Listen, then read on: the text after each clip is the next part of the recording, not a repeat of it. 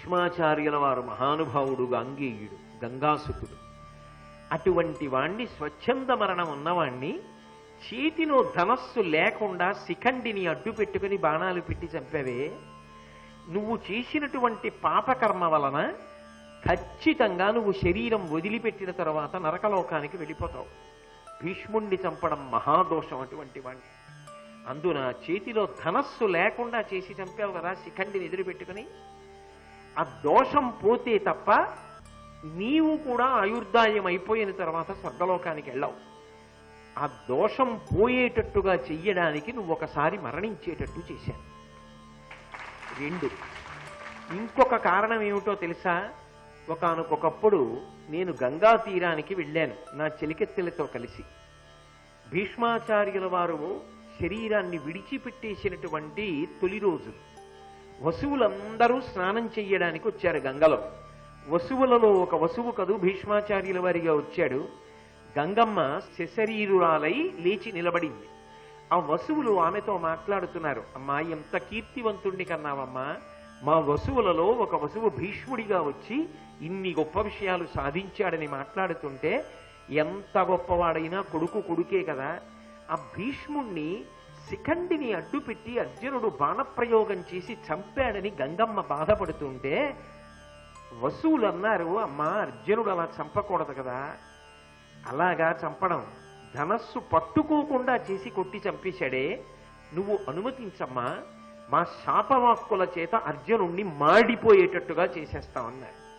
ఆమె అనుమతించి, మీ యొక్క శాపశక్తి చేత అర్జునుణ్ణి నిలువున మాడిపోయేటట్టు చేయండి. ఇది వింది ఉలూచి స్నానానికి వచ్చింది కదూ, అడిలిపోయింది.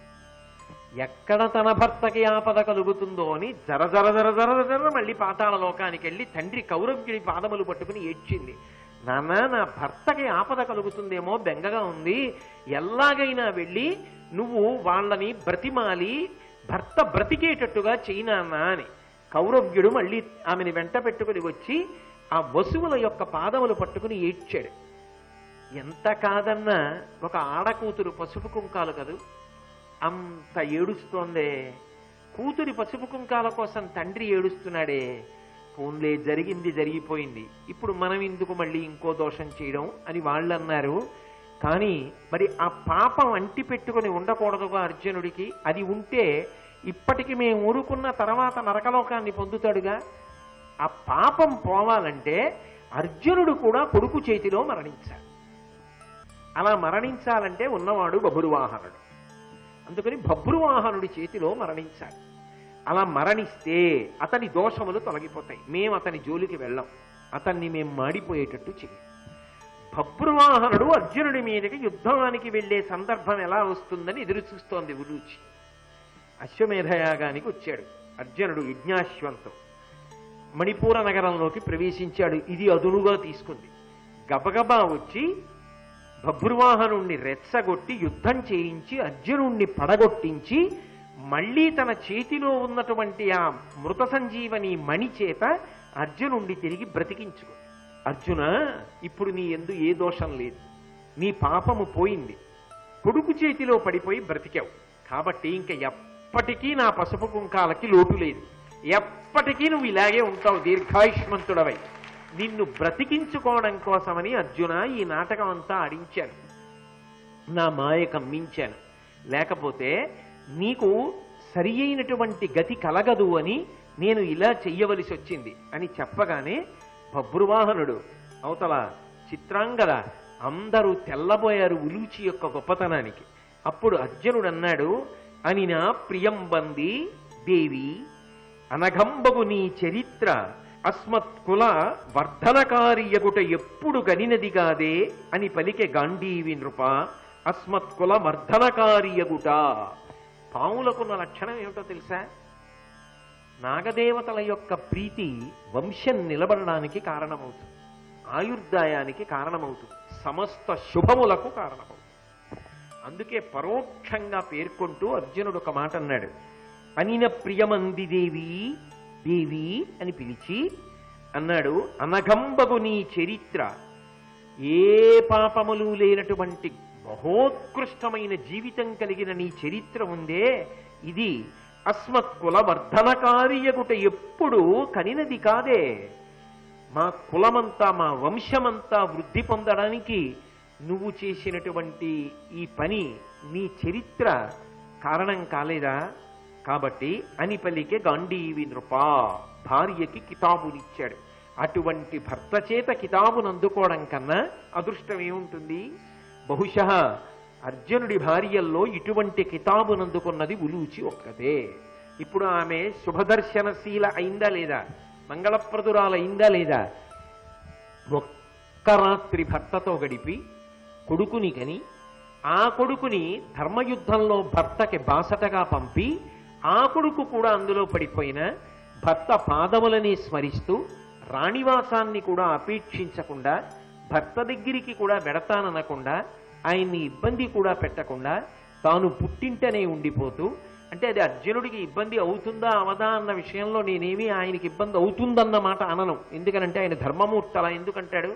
కానీ ఆమె నాగలోకంలోనే ఉండిపోతూ భర్తతో నేను ఎప్పుడూ ఉండాలన్న కోరిక కూడా కోరకుండా ఆయనకి భార్యని ఆయన కొడుకుకి తల్లిని అన్న భావనకి తృప్తి పొంది ఎక్కడో వసువులు భర్తని పడగొడుతున్నారన్న మాట విని పరితపించిపోయి తన భర్తని రక్షించుకోవడానికి ఇంత పరిశ్రమ చేసి భర్తని రక్షించుకొని అపారమైనటువంటి కీర్తి గణించి నిజంగా ఒక దేవతా సర్పం దర్శనం చేత ఎంత గొప్ప అనుగ్రహాన్ని ఇచ్చేస్తుందో ఉలూచి మహాభారతంలో అలా మెరుపుల పాము కనపడినట్టే కనపడి అది చదివినా విన్నా అందరికీ కూడా గొప్ప ఫలితాల్ని అనుగ్రహిస్తుంది అన్న విషయంలో ఏ విధమైన అనుమానం లేకుండా ఉండేటట్టుగా అర్జునుడితో ఫలశ్రుత అన్నట్టుగా కితాబునందుకుని అనుగ్రహించినటువంటి మహోత్కృష్టమైనటువంటి సన్నివేశం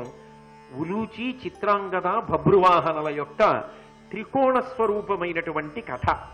అటువంటి పరమపావనమైనటువంటి కథ చిన్న కథలా కనపడుతుంది, కానీ ఎన్ని ధర్మాలతో కూడుకున్నదో, ఎంత ఉత్కృష్టమైనదో, ఎంత అద్భుతమైనదో నా దృష్టిలో అయితే నిస్సందేహంగా చదివిన వాళ్ళకి విన్న వాళ్ళకి కూడా చాలా చాలా గొప్ప అనుగ్రహాన్ని వర్షించగలిగినటువంటి కథ. లోకంలో సృష్టికర్త అయినటువంటి చతుర్ముఖ బ్రహ్మ యొక్క సాకార దర్శనం అవడం అంత తేలిక విషయం కాదు. స్థితికర్త అయినటువంటి శ్రీ మహావిష్ణువు యొక్క దర్శనం లభించడము అంత తేలిక విషయం కాదు. ప్రళయకర్త అయినటువంటి మహేశ్వరుని యొక్క దర్శనం లభించడం అంత సుసాధ్యం కాదు. కానీ సృష్టికర్త, స్థితికర్త, ప్రళయకర్త అని నిజానికి ముగ్గురు వేరువేరుగా ఉండరు. ఆ ముగ్గురు కలిపి ఒక్కరే ఉంటారు.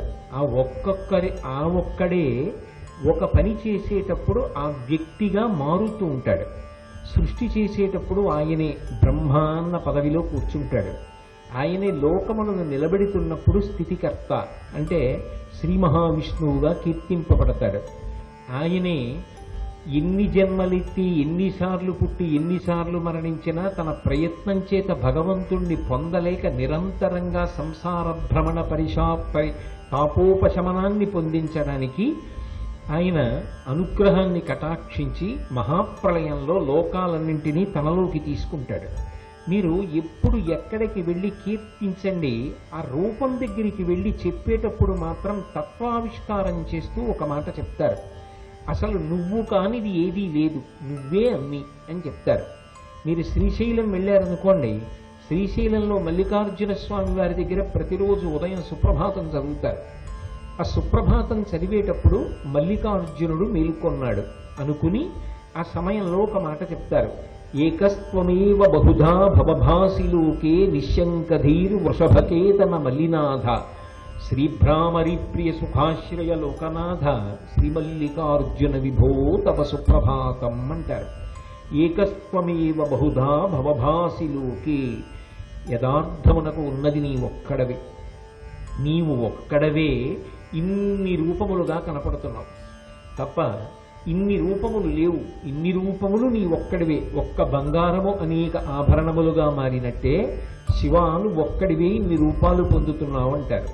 అదే వెంకటేశ్వర సుప్రభాతంలో వెంకటేశ్వర స్వామి వారి దగ్గరికి వెళ్ళి నిలబడ్డారనుకోండి, ఆయన దగ్గరికి వెళ్ళి ఒక మాట చెప్తారు, ననాథో ననాథ సదా వెంకటేశం స్మరామి స్మరామి.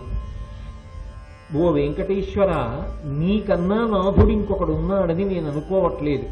నువ్వే సమస్త దేవతాస్వరూపుడవు, నిన్ను నేను నిరంతరము స్మరించుచున్నాను అంటారు. అమ్మవారి దగ్గరికి వెళ్ళి కనకదుర్గ దగ్గర నిలబడ్డారనుకోండి, ఆవిడిది కీర్తించేటప్పుడు కరాంగుడి నఖోత్పన్న నారాయణ దశాకృతి, అమ్మ నారాయణుని యొక్క దశావతారాలు నీ యొక్క చేతి వేళ్ళు ఇలా అంటే వచ్చాయి. అందుకే నువ్వు అమ్మల గన్నయమ్మ, మొగురమ్మల మూలపుటమ్మ, చాలా పెద్దమ్మ, సురారులమ్మ, కడుపారడి బుచ్చినయమ్మ, తన్ను లోనమ్మిన వెల్పుటమ్మల మనంబున ఉండిడియమ్మ దుర్గమాయమ్మ, కృపాబ్ధినిచ్యుత మహత్వ కవిత్వ పటుత్వ సంపదల్ అంటారు. ఇది భారతీయ సిద్ధాంతానికి ప్రాణప్రదం. మీరు ఏ భగవత్ స్వరూపం దగ్గరికి వెళ్ళి నిలబడినా కూడా ఇది ఇంకొక రూపం కన్నా భిన్నము అని అనరు. ఈ రూపమునందే అన్నీ ఉన్నాయి, అన్నీ ఈ రూపంలోనే ఉన్నాయి అని ప్రార్థన చేస్తారు.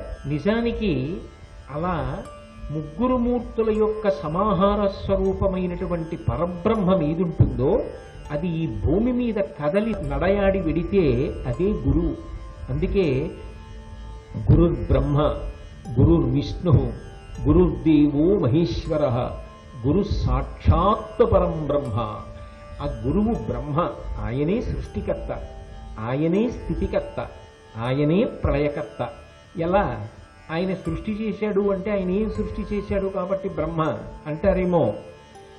ఆయన తన వాక్కుల చేత అజ్ఞానాన్నంతటినీ కూడా పోగొట్టి జ్ఞాన జ్యోతిని వెలిగిస్తాడు. జ్ఞానమనబడేటటువంటి ఫలము పండడానికి వీలుగా లోపల అంకురం పెరగడానికి కావలసినటువంటి విత్తనాలు చల్లి మొలకలెత్తిస్తాడు. అందుకే గురుర్ బ్రహ్మ. ఏదో ఒకనాడు ప్రారంభమైన భక్తి ఏదో ఒక కష్టం వచ్చిందనో ఒక ఇబ్బంది వచ్చిందనో వాడిపోకుండా నేల పడిపోకుండా మళ్ళీ పూనికతో పునశ్చోత్తమ సాంత్వమాది అంటారు గురువు గురించి. ఎందుకయ్యా భగవంతుడి గురించి బెంగపెట్టుకుంటావు, ఆయన చాలా సులభుడో, చాలా కరుణామూర్తి, బెంగపెట్టుకోకు అని భగవంతుడికి దగ్గరగా శిష్యుణ్ణి నడిపిస్తాడు. నడిపించి ఆ భక్తి మాసిపోకుండా పునఃపునః దానికి నీళ్లు పోసి నిలబెడుతూ ఉంటాడు. భగవత్ కథలను పదే పదే చెప్తూ మంచి మార్గంలో నడిచేటట్టుగా శిష్యులలో అధ్యవసాయంతో కూడుకున్నటువంటి బుద్ధిని నిలబెడతాడు. అందుకని ఆయన స్థితికర్త విష్ణు, ఆయన ప్రళయకర్త.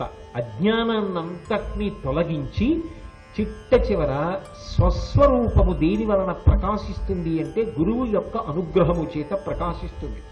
అందుకే దేవాలయంలోకి వెళ్ళినప్పుడు అంతరాలయంలో నూనె దీపాలు కానీ నీటి దీపాలు కానీ వెలుగుతూ ఉంటాయి. ఆ వెలుగులో భగవన్మూర్తిని దర్శనం చేస్తారు. ఆ దీపం ఏది అంటే గురువు గారు. ఆ గురువు గారి వాక్కులు, గురువు గారు చెప్పిన మాటలు వినపడకపోతే అసలు భగవంతుడెవరో మనకి తెలిసే అవకాశం ఉండదు.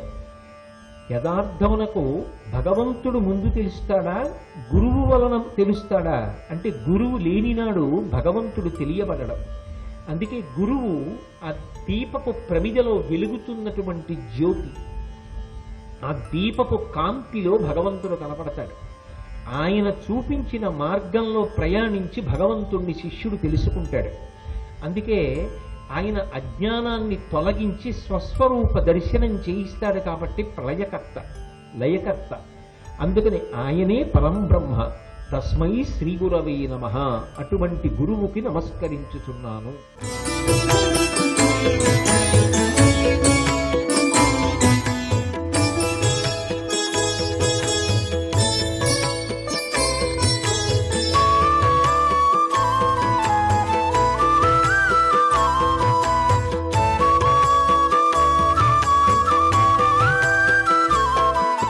సర్వం శ్రీ ఉమామహేశ్వర పరబ్రహ్మార్పణం.